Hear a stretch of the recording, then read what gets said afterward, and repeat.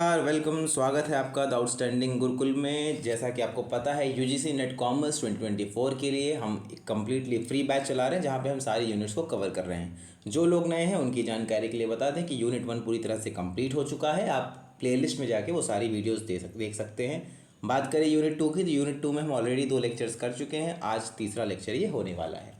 आज के लेक्चर की बात करें तो सर इस लेक्चर में क्या है, तो आज के लेक्चर में कुछ समझाने की नज़र से, यानी एक्सप्लेन करने की नज़र से, एक्सप्लेन करने की दृष्टि से आज के लेक्चर में कुछ खास नहीं है। तो फिर कुछ लोगों के दिमाग में आएगा कि जब आज कुछ खास नहीं है एक्सप्लेन करने के लिए तो फिर वीडियो क्यों बनाई गई है। वीडियो इसलिए बनाई गई क्योंकि आज का जो टॉपिक है ना, ये एक्सप्लेन करने से ज़्यादा लर्न करने वाला या रटने वाला टॉपिक है। पर ये इतना इंपॉर्टेंट टॉपिक है, ये इतना इंपॉर्टेंट टॉपिक है कि इसमें से आपके 2 से 3 क्वेश्चन आ ही जाते हैं अकाउंट्स में से, अकाउंट्स के इस पोर्शन में से। और अगर मैं वीडियो नहीं बनाऊंगा तो बहुत से लोग आप में से इस टॉपिक को या तो मिस कर देंगे, या तो लगेगा क्योंकि वीडियो नहीं बनी है तो ये कम रेलेवेंट या कम इंपॉर्टेंट टॉपिक है। ये टॉपिक बहुत इंपॉर्टेंट है, इसलिए मुझे इसके लिए अलग से वीडियो बनानी पड़ रही है। याद रखिए कि आज के टॉपिक में आपको ज़्यादा मेहनत करनी है और मुझे थोड़ी सी कम करनी है। चलिए आइए वीडियो को शुरू करते हैं। जो लोग नए हैं वो मेरे बारे में जानकारी पढ़ सकते हैं। अब बात करते हैं, आज हम बात करने वाले हैं अकाउंटिंग स्टैंडर्ड्स के बारे में। अकाउंटिंग स्टैंडर्ड्स के बारे में, अकाउंटिंग स्टैंडर्ड्स क्या होते हैं, तो देखिए अभी अगर एक कंट्री की बात करें, मान लीजिए एक कंट्री है, आप इंडिया है आपकी। इंडिया में रिलायंस की भी कंपनी है, इंडिया में अडानी की भी कंपनी है, इंडिया में टाटा की भी कंपनी है। ये तीनों कंपनियां हैं। अब मान लीजिए अगर आप इनका डेटा कंपेयर करना चाहें और सबके रेवेन्यू निकालने का तरीका, इनकम निकालने का तरीका, एक्सपेंस निकालने का तरीका रिलायंस का कुछ है, अडानी इंटरप्राइजेस का कुछ है, टाटा का कुछ है, तो आप क्या इन सारे डेटा को कभी कंपेयर कर पाएंगे? The answer is no. तो फिर आपको पता ही कैसे चलेगा कि किसकी नेटवर्थ, अभी आज हम के टाइम पे हम कह देते हैं ना कि इस समय रिलायंस के ओनर की नेटवर्थ ज़्यादा है, या अडानी की नेटवर्थ की ज़्यादा है, या बिजनेस वाइज टाटा की नेटवर्थ ज़्यादा है। हम इस तरह की बातें कह पाते हैं क्योंकि हम उनके डेटा को, उनके फाइनेंशियल स्टेटमेंट्स को कंपेयर कर पाते हैं। पर अगर ये सब अलग अलग तरीके से बनाए और इनके बीच में कुछ भी कॉमन ना हो तो क्या हम इस सभी को कंपेयर कर पाएंगे? The answer is no. इसी के लिए, सिर्फ इसी चीज़ को ध्यान में रखते हुए अकाउंटिंग स्टैंडर्ड्स इस्टेब्लिश किया गया। क्या होते हैं अकाउंटिंग स्टैंडर्ड्स? तो ये हार्मोनाइज करते हैं डिफरेंट अकाउंटिंग पॉलिसीज़ को, अलग अलग पॉलिसीज़ और प्रैक्टिसेस को क्या करेंगे, हार्मोनाइज करेंगे, एक साथ लेके चलेंगे। ऑब्जेक्टिव क्या है अकाउंटिंग स्टैंडर्ड का? तो simple, to reduce the accounting alternatives in preparation of financial statements within the bounds of rationality then insuring comparability. पहले तो ये देखना कि जो आप अकाउंटिंग स्टैंडर्ड में जिस तरह की से चीज़ों को रिकॉर्ड करें वो रैशनल हो, समझदार वाला तरीका हो। ऐसा ना हो कि आप भविष्य में होने वाली सारी इनकम को रिकॉर्ड कर ले रहे हैं, लॉसेस को इग्नोर करते रहें। जब हम लोगों ने पिछले में अकाउंटिंग कंसेप्ट पढ़े तब ये सारे प्रिंसिपल्स पढ़े ना कि किन किन चीज़ों का ध्यान रखना होता है, मटीरियल बातों को ही लिखना होता है, फुल डिस्क्लोजर करना होता है। तो आप उन सारे प्रिंसिपल्स को फॉलो कर रहे हैं, प्लस आपका जो डेटा है वो कंपेरेबल हो यहाँ इंडिया से भी। और अकाउंटिंग स्टैंडर्ड्स तो ऑल ओवर वर्ल्ड फॉलो होते हैं, तो कोशिश करना कि आप बाहर के डेटा के हिसाब से भी रेलिवेंट रहें। इसके लिए अकाउंटिंग स्टैंडर्ड्स को इस्टेब्लिश किया गया। क्यों? ताकि हम स्टैंडर्डाइज कर सकें अकाउंटिंग पॉलिसीज़ को। अगर एक स्टैंडर्ड अकाउंटिंग पॉलिसीज़ नहीं होंगी तो जिसका जैसे मन करेगा वो वैसे डेटा को रिकॉर्ड करेगा, और फिर उस तरह का डेटा, उस तरह के फाइनेंशियल स्टेटमेंट्स किसी भी काम के नहीं होंगे। क्यों? क्योंकि वो आपके लिए किसी और से कंपेरेबल नहीं होंगे, कंपैटिबल नहीं होंगे। आप उन डेटा को मिला करके कोई आउटपुट नहीं निकाल सकते। टैक्स अथॉरिटी को टैक्स कंटेन करना हो, और सोचिए हर तरह का बिजनेस अलग अलग तरीके से अपना रेवेन्यू और बाकी चीज़ों को नोट कर रहा हो, तो टैक्स अथॉरिटीज़ के सब पसीने छूट जाएंगे सबका टैक्स कैलकुलेट करने में। इसीलिए एक कॉमन तरीका हो, कंपेरेबल तरीका हो, इसको इंश्योर करने के लिए अकाउंटिंग स्टैंडर्ड्स इस्टेब्लिश किए गए। तो फिर सर ये इंडियन अकाउंटिंग स्टैंडर्ड्स क्या हैं? इंडियन अकाउंटिंग स्टैंडर्ड्स बस अकाउंटिंग स्टैंडर्ड्स हैं, लेकिन ये ज़्यादातर इंडिया में बने हैं। किसने बनाए हैं? तो देखिए ये भी पार्ट बहुत इंपॉर्टेंट है, इससे सवाल आता है किसने बनाए हैं। तो ministry of corporate affairs, ministry of corporate affairs MCA ने बनाने में हेल्प की। कैसे बनाए हैं? Which are convert with IFRS international financial reporting standards के साथ अपने जो MCA ने इंडियन अकाउंटिंग स्टैंडर्ड्स बनाए हैं इनको कन्वर्ज करके बनाया गया है। ये अकाउंटिंग स्टैंडर्ड्स किसने बनाए हैं? तो accounting standards board, accounting standards board यानी ASB कहाँ है, किसके अंडर आता है? ASB कौन सी बॉडी का सेगमेंट है? तो it is institute of chartered accountants of India. देखिए चार्टर्ड की स्पेलिंग गलत है, institute of chartered accountants of India, ICAI के अंदर ASB है। तो मतलब कैसे बनाया गया है? ऑर्डर किसका है? MCA का, कि हमको मर्ज करना है IFRS को और क्या बोलते हैं इंडियन अकाउंटिंग स्टैंडर्ड्स को, या अकाउंटिंग स्टैंडर्ड्स को, और अपना बनाना है इंडियन अकाउंटिंग स्टैंडर्ड्स। बनाया किसने? तो इन्होंने कहा ICAI को, institute of chartered accountants of India को, जिसने क्या किया है, एक अकाउंट्स स्टैंडर्ड्स बोर्ड बना दिया। ये बोर्ड क्या करता है, इस बोर्ड ने क्या किया, इंडियन अकाउंटिंग स्टैंडर्ड्स को बनाया है। अब ये देखिए, आपको लग रहा है कि आपने थोड़ी सी बात पढ़ी, पर इससे भी क्वेश्चन आया है कि कौन सा बोर्ड है, तो कौन सी मिनिस्ट्री अथॉरिटी करती है, कौन सी ऑर्गेनाइजेशन करती है, इससे भी क्वेश्चन आया है। उस बोर्ड का क्या नाम है, तो इससे भी क्वेश्चन आया है। ये सारे क्वेश्चंस हैं प्रीवियस ईयर जो आपने अभी पढ़े इस टॉपिक की मदद से, ठीक है।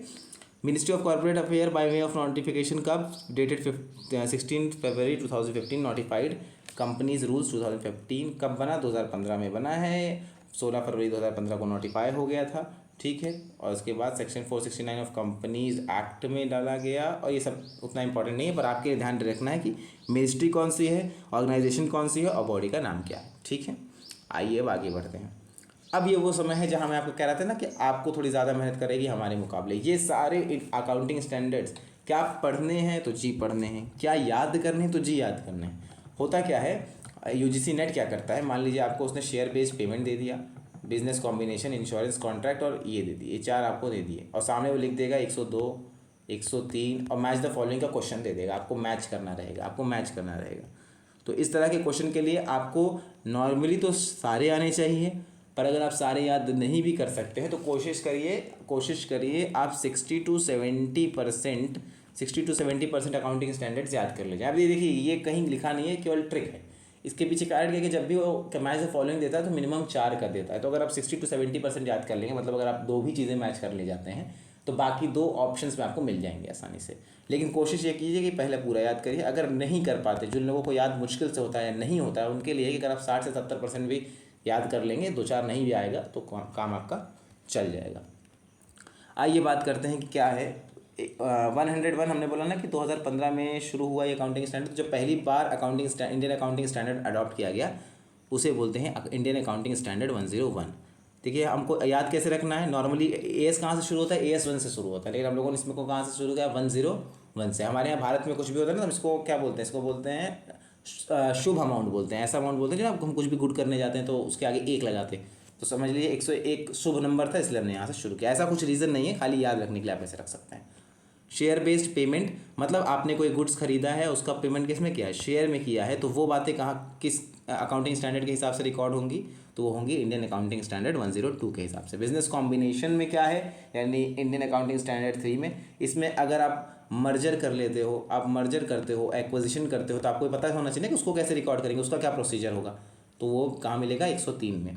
इंश्योरेंस से रिलेटेड आपने कोई कॉन्ट्रैक्ट किया तो वो मिलेगा 104 में, यानी 104 में। Non current assets help for sale and discontinued operations के बारे में आप कुछ लिखना चाहते हैं। ऐसे नॉन करेंट असेट्स हैं या तो जिसको आपने सोचा है कि हम इसको बेच देंगे या आप इसको अब यूज़ नहीं करेंगे, उनके बारे में क्या अकाउंटिंग ट्रीटमेंट होगा, क्या रिकॉर्डिंग का प्रोसीजर होगा, वो 105 में मिलेगा आपको। इंडियन अकाउंटिंग 106 क्या कहता है, exploration for and evaluation of, इतना नहीं याद रखना है, खाली याद रखना है मिनरल रिसोर्सेज। किसकी बात करता है, मिनरल रिसोर्स। अगर मिनरल रिसोर्सेज का आप एक्सप्लोरेशन कर रहे हैं या उससे जुड़ा कोई ऑपरेशन कर रहे हैं तो you will be guided by Indian AS 106। Indian accounting standard 107, अब देखिए ये ध्यान में रखने वाली बात है। इंडियन अकाउंटिंग स्टैंडर्ड 107 बात करता है फाइनेंशियल इंस्ट्रूमेंट डिस्क्लोजर की, और 109 बात करता है फाइनेंशियल इंस्ट्रूमेंट की। तो याद रखिए, पहले डिस्क्लोजर आया है, बाद में फाइनेंशियल स्टेटमेंट्स की डेफिनेशन और बाकी चीज़ें आई, इंस्ट्रूमेंट्स बाकी बातें आई हैं, ठीक है। फाइनेंशियल इंस्ट्रूमेंट डिस्क्लोजर की बात कौन सा अकाउंटिंग स्टैंडर्ड करेगा, 107। पहले किसकी बात होगी, तो फाइनेंशियल इंस्ट्रूमेंट डिस्क्लोजर की। क्या क्या आपके पास फाइनेंशियल इंस्ट्रूमेंट्स, उसको कैसे डिस्क्लोज करेंगे उसकी बात करता है। ऑपरेटिंग सेगमेंट्स की बात करता है 108। तो ये बाद में फाइनेंशियल इंस्ट्रूमेंट 109 में कहाँ से आ गया, ये क्या है, ये आपको प्रिंसिपल देगा कि कैसे आप क्लासीफाई करेंगे या रिकॉग्नाइज करेंगे फाइनेंशियल असेट्स और लाइबिलिटीज़ को। आपकी जो फाइनेंशियल असेट्स हैं या लाइबिलिटीज़ हैं उसको आप कैसे रिकॉग्नाइज करेंगे, ये 109 से आपको पता चलेगा। 110 में हम बनाते हैं कंसोलिडेटेड फाइनेंशियल स्टेटमेंट्स। यहाँ पे कैसे उसको प्रिपेयर करना है और कैसे उसका प्रेजेंटेशन करना है पूरे ग्रुप ऑफ एंटिटीज़ के लिए। आपके पास मान लीजिए 5 कंपनियाँ, तो कैसे सबको एक साथ कंबाइन करके प्रेजेंट करना है, इसके बारे में आप 110 में पढ़ेंगे। 111 जॉइंट अरेंजमेंट की बात करता है। हम अकाउंटिंग ट्रीटमेंट इसमें कैसे करेंगे, उन एंटिटीज़ के लिए करेंगे जिनका ज्वाइंट कंट्रोल एक अरेंजमेंट में है, एक सबका ज्वाइंट कंट्रोल एक के पास है, ऐसी एंटिटीज़ का। 112 क्या बात करेगा, तो ये बात करेगा disclosure of interest in other, यहाँ पे एंटिटीज़ होना चाहिए था, लिखना रह गया, disclosure of interest in other entities. अगर जो आपके डायरेक्टर्स हैं या जो भी आपके लोग हैं, अगर वो किसी और एंटिटी में कहीं और, मान लीजिए आप रिलायंस में तो डायरेक्टर हैं, इसके अलावा आप कहीं और भी कुछ रिलेशन रखते हैं, कोई आपका इंटरेस्ट कहीं और भी है, तो आपको उसको डिस्क्लोज करना होगा, उसके बारे में प्रोसीजर यहाँ लिखा हुआ। फेयर वैल्यू मेजरमेंट की बात कौन करेगा, तो इंड AS 113 करेगा फेयर वैल्यू मेजरमेंट की बात, ठीक है।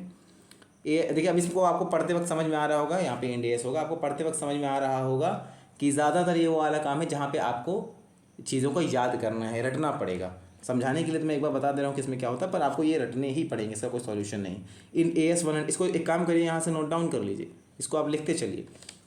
इन AS114 रेगुलेटरी डिफरेंट अकाउंट्स के बारे में बात करता है। 15 क्या बात करता है? 15 बात करता है revenue from contracts, revenue from contracts with, देखिए कस्टमर्स यहाँ भी रह गया, revenue from contracts with customers, ठीक है। क्या कस्टमर्स जब आप डील करेंगे उसके साथ जो रेवेन्यू होगा उसको क्या रिकग्निशन होगा, क्या तरीका होगा, क्या प्रोसीजर होगा, वो पूरा बात करता है इंडियन AS115। अब बात करेंगे इंडियन AS के ही बाकी सेगमेंट की। ये देखिए यहाँ पे भी इंडियन AS होगा, इंडियन AS के बाकी सेगमेंट की। अब इंडियन AS1 आपको याद रखना है, 101 से 115 तक आप जाएंगे। 116 में लीजेज हैं, इंडियन स्टैंडर्ड अकाउंटिंग स्टैंडर्ड 116 में लीजेज। उसके बाद आप बात करेंगे इंडियन अकाउंटिंग स्टैंडर्ड 1 की, तो प्रेजेंटेशन ऑफ फाइनेंशियल स्टेटमेंट्स, कैसे आप बैलेंस शीट बनाएंगे, कैसे आप कैश फ्लो स्टेटमेंट बनाएंगे, क्या बनाएंगे, उसके बारे में बात है, ठीक है।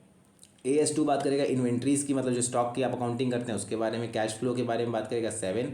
ये देखिए कैश फ्लो वाला इंपॉर्टेंट है, ये कैश फ्लो वाला स्टेटमेंट ऑफ कैश फ्लो वाला इस बार भी आया है। अभी जो सितंबर में 3 सितंबर यानी कल या परसों जो एग्ज़ाम हुआ है उसमें भी स्टेटमेंट इंडियन AS7 पूछा गया है। तो presentation of financial statement important है, कैश फ्लो स्टेटमेंट इंपॉर्टेंट है, अकाउंटिंग पॉलिसीज़ के बारे में ये इंडियन AS ही है, कहीं कहीं AS लिखा है आपको, अभी जब अलग से AS होगा तो हम बता देंगे इंडियन AS ही है, ठीक है।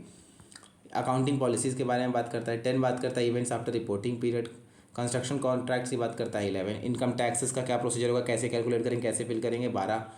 ये भी इंपॉर्टेंट है। देखिए जो अलग से इंपॉर्टेंट मैं बता दे रहा हूँ, प्रॉपर्टी प्लांट इक्विपमेंट बहुत इंपॉर्टेंट है, ये याद कर लीजिए, 16 का है। इंडियन AS18 रेवेन्यू से जुड़ा है, याद कर लीजिए। इंडियन AS19 यानी बात करता है एम्प्लॉय बेनिफिट्स की, किसकी? एम्प्लॉय बेनिफिट्स की, एम्प्लॉय को क्या क्या बेनिफिट देंगे, बोनस वगैरह जो भी है वो इस ये है। Accounting for government grants and disclosure of government assistance 21 बात करता है effects of change in foreign exchange rate, ये भी इंपॉर्टेंट है। 21 भी इंपॉर्टेंट है। बोरिंग कॉस्ट पूछता है 2 से 3 बार पूछ चुका है। बोरिंग कॉस्ट का अकाउंटिंग स्टैंडर्ड 23 है। रिलेटेड पार्टी डिस्क्लोजर 24 में है। सेपरेट फाइनेंशियल स्टेटमेंट अगर कहीं बनाने की ज़रूरत है तो वो क्या है, कैसा है, क्या प्रोसीजर है, वो बात करेगा 27 में। 28 बात करता है एसोसिएट्स में, मतलब उससे जुड़ी कंपनियों में या उससे जुड़े एसोसिएट्स में इन्वेस्टमेंट करने की। 29 is about financial reporting in hyper inflationary economies, मतलब बहुत हाइपर इन्फ्लेशन का मतलब होता है जब इन्फ्लेशन एकदम पकड़ से बाहर हो, बहुत ज़्यादा महंगाई हो, उस समय की बात करता है 29। ये उतना इंपॉर्टेंट नहीं है। 32 बात करता है फाइनेंशियल इंस्ट्रूमेंट्स के प्रेजेंटेशन की, ये इंपॉर्टेंट है। फाइनेंशियल इंस्ट्रूमेंट के और इंटरिम फाइनेंशियल रिपोर्टिंग, अगर बीच में आप फाइनेंशियल रिपोर्ट करें, इंटरिम मतलब होता है जब साल भर से पहले ही आप फाइनेंशियल रिपोर्टिंग कर रहे हैं, चाहे बैलेंस शीट बना रहे हैं चाहे कुछ बना रहे हैं, तो उसका प्रोसीजर क्या होगा, क्या तरीका होगा, that is in Indian AS34। तो ये इंडियन AS है। इसके बाद क्या बचता है हमारे पास, तो इसके पास हमारे पास बचता है इंडियन AS36 जो कि बात करता है इम्पेयरमेंट ऑफ असेट्स की। इम्पेयरमेंट ऑफ असेट्स क्या होता है? इम्पेयरमेंट ऑफ असेट्स का सिंपल सा मतलब है कि अगर असेट्स हैं जो अब जो उससे ज़्यादा लिखे हुए हैं, जो उसका रिकवरेबल अमाउंट है, मतलब एक्चुअली जो उसका बैलेंस शीट में अमाउंट लिखा हुआ है और जो उसका रिकवरेबल अमाउंट है उससे ज़्यादा है, अलग है, तो उसके बारे में बात करता है 36। कॉन्टीजेंट लाइबिलिटीज़, कॉन्टीजेंट असेट्स की बात करता है 37। इंटेंजिबल असेट्स पूछता है, ये भी इंपॉर्टेंट है। इंडियन AS38 बात करता है इंटेंजिबल असेट्स की। इन्वेस्टमेंट प्रॉपर्टी 40 और एग्रीकल्चर तो हर जगह इंपॉर्टेंट होता ही है, तो वो है इंडियन AS41। क्या अभी इसके बाद देखिए हम अकाउंटिंग स्टैंडर्ड्स की बात करेंगे, तो क्या इंडियन AS से इंपॉर्टेंट है कि अकाउंटिंग स्टैंडर्ड ज़्यादा इंपॉर्टेंट है? तो देखिए पहले अकाउंटिंग स्टैंडर्ड से बहुत सवाल पूछता था, अब पर ज़्यादा कोशिश रहती है इंड AS से सवाल पूछने की, नहीं इंडियन अकाउंटिंग स्टैंडर्ड से पूछने की। पर पढ़ना आपको अकाउंटिंग स्टैंडर्ड भी है इसलिए क्योंकि अभी UGC ने ऐसा कुछ ऑफिशियली नहीं कहा कि हम इंडियन AS से ही पूछेंगे या AS से नहीं ही पूछेंगे, वो पूछते AS से भी हैं, कई बार दोनों को सामने रख करके बोलते थे कि किसका कौन सा वाला है, या स्टेटमेंट डाल देंगे कि this is Indian AS36 of this is Indian AS36 and AS3, तो दोनों स्टेटमेंट सही है कि नहीं सही है वो आपको बताना पड़ेगा। उस तरह के क्वेश्चन से बचने के लिए आपको अकाउंटिंग स्टैंडर्ड्स भी पढ़ने पड़ेंगे। अकाउंटिंग स्टैंडर्ड सिंपल है याद करना, इसमें कौन कौन से इंपॉर्टेंट है याद करने के लिए जो मैं बता दे रहा हूँ, वैसे तो सब इंपॉर्टेंट हैं, पर valuation of inventory AS2, cash flow statement 3, ये बैलेंस शीट ठीक है, कंस्ट्रक्शन कॉन्ट्रैक्ट्स इंपॉर्टेंट है, प्रॉपर्टी प्लांट इक्विपमेंट उसमें इंपॉर्टेंट। एक चीज़ जो आपको बहुत ध्यान रखनी है, इंड AS और AS में बहुत सारी चीज़ें ऐसी हैं जो कॉमन है। क्या है? कॉमन है। मतलब अगर आप बात करेंगे इसकी इंटेंजिबल एसेट्स की यहाँ, तो हो सकता है वहाँ भी आप कर रहे हो। तो इनके दोनों के सेक्शन अच्छे से याद रखने हैं। मतलब खाली यही नहीं, मैं एग्जांपल दे रहा हूँ कि मतलब अगर लीजेस दोनों जगह है तो किस किस सेक्शन में है, अगर इंटेंजिबल एसेट्स दोनों जगह है किस किस सेक्शन में है, फाइनेंशियल स्टेटमेंट्स दोनों जगह है तो किस किस सेक्शन में है, किस किस अकाउंटिंग स्टैंडर्ड में है, वो सारी बातें आपको ध्यान रखनी पड़ेंगी, क्योंकि मैच द फॉलोइंग में या तो कन्फ्यूज़ करने के लिए इधर उधर का दे देता है। ठीक है, तो प्रॉपर्टी प्लांट इक्विपमेंट इंपॉर्टेंट है, गवर्नमेंट ग्रांट्स नहीं लेकिन इन्वेस्टमेंट इंपॉर्टेंट है। एमालगमेशन देखिए हमने वहाँ पे एक साथ में पढ़ते हैं, एमालगमेशन अलग से दिया हुआ है। एम्प्लॉय बेनिफिट्स इंपॉर्टेंट है, बोरिंग कॉस्ट इंपॉर्टेंट है। रिलेटेड पार्टी लीजेज ये बहुत इंपॉर्टेंट है, हर बार आ ही जाता है कहीं ना कहीं से। अर्निंग पर शेयर इंपॉर्टेंट है। कंसोलिडेटेड फाइनेंशियल स्टेटमेंट दोनों में है तो देख लीजिएगा कि उसमें कितने में है, इसमें 21 में है तो उसमें किस में है। Accounting for taxes on income, ठीक है। डिस्काउंटिंग ऑपरेशंस, इंटेंजिबल एसेट्स बहुत इंपॉर्टेंट है। वैसे तो सब इंपॉर्टेंट, पर ये विशेष तरफ provisions, contingent liabilities, contingent assets important हैं। और बस ये सारे वो अकाउंटिंग स्टैंडर्ड्स को आप नोट डाउन करेंगे, लिखेंगे। और उसके बाद एक काम करना है अब आपको, कमेंट सेक्शन में जो लोग लिटरली मेहनत करना चाह रहे हैं, जो नहीं करना चाह रहे हैं उनके लिए तो कोई बात नहीं, लेकिन जो मेहनत करना चाह रहे हैं, थोड़ा सा लर्न करना चाह रहे हैं, उनके लिए मैं बता रहा हूँ कि अगर ऐसी कोई चीज़ें जैसे लीजेज है या जैसे बोरिंग कॉस्ट है, जो दोनों जगह है, मतलब इंडियन अकाउंटिंग स्टैंडर्ड में भी है और अकाउंटिंग स्टैंडर्ड में भी है, तो आपको कमेंट सेक्शन में क्या करना है, आपको कमेंट सेक्शन में कमेंट करके बताना है कि बोरिंग कॉस्ट ये एएस में इतने में आता है और इंडियन एएस में इतने में आता है। आप इसको इसका तरह का एक लिस्ट बनानी है पूरी और उसको कमेंट करना है। ठीक है, मैं सोचता हूँ, मुझे लगता है कि आपको ये समझ में आया होगा, हमारी मेहनत कुछ रंग ला रही होगी। अगर आपको हमारे लेक्चर्स पसंद आते हैं, ये एफर्ट पसंद आता है, तो टेलीग्राम चैनल है द आउटस्टैंडिंग गुरुकुल, उसको ज्वाइन कर लीजिए, वहाँ आपको पीडीएफ मिल जाएगी। वीडियो को लाइक करिए, शेयर करिए, सब्सक्राइब करिए और हमारे साथ बने रहिए आगे अपनी नेट जेआरएफ की तैयारी के लिए। और मैं उम्मीद करता हूँ कि आपके लिए ये वीडियोस बहुत ज़्यादा हेल्पफुल होंगी। किसी इंप्रूवमेंट की या किसी भी तरह की चेंजेस की ज़रूरत हो तो आप बिल्कुल बहुत बेझिझक वो भी हमसे कह सकते हैं। ठीक है, थैंक यू, मिलते हैं अगले लेक्चर में।